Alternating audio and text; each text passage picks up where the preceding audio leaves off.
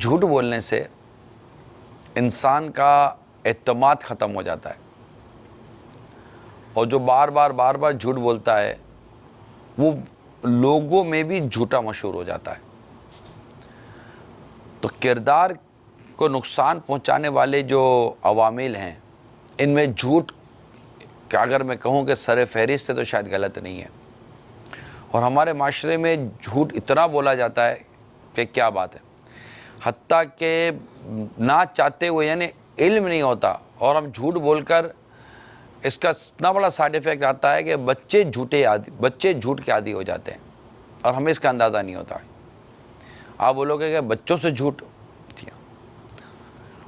فلاں چیز بیٹا یہ کھا لو، میں تمہیں وہ چیز دلا دوں گا۔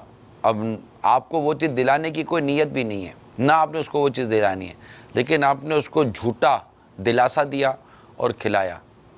اس کے ذہن کے اندر جھوٹ بیٹھ گیا کہ میرے والد صاحب جھوٹ بولتے ہیں۔ امی بولے کہ بیٹا یہ کرو تو میں یہ کر دوں گی، کرنا نہیں امی نے، اولاد کے ذہن میں یہ بات بیٹھ جائے گی کہ میری امی جھوٹ بولتی ہے۔ اعتماد ختم ہو جاتا ہے جھوٹ سے، پھر نتیجہ یہ نکلتا ہے کہ بچہ جھوٹ بولنا شروع کر دیتا ہے، اور جب بچہ جھوٹ بولنا شروع کرتا ہے اس کو پھر آپ نہیں پکڑ سکتے۔ بھائی کہاں گئے تھے؟ فلاں جگہ گیا تھا۔ کہاں گئے تھے؟ فلاں جگہ، حالانکہ اس جگہ پر نہیں گیا ہوا ہوتا۔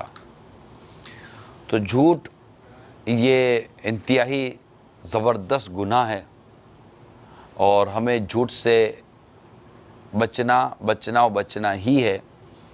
دنیا میں بھی اس کی مصیبتیں پریشانیاں ہیں، آخرت میں بھی اس کی مصیبت اور پریشانیاں ہیں۔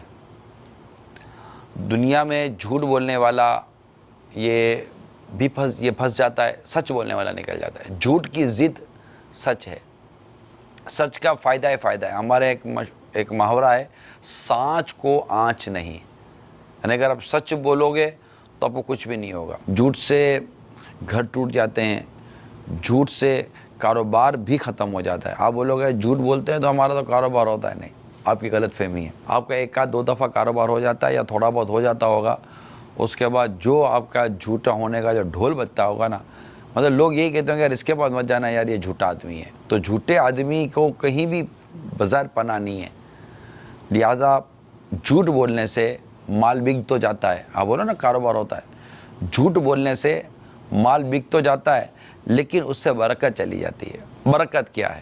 یاد رکھیے میٹھے میٹھے اسلامی بھائیوں، برکت جو ہے نا یہ کثرت کا نام نہیں ہے۔ برکت تو یہ ہے کہ تھوڑے میں اللہ تعالیٰ اضافہ فرما دیتا ہے۔ آج آپ اپنے گھر کا حال دیکھ لیجئے، جن کا حال ایسا ہو میں ان سے کہہ رہا ہوں۔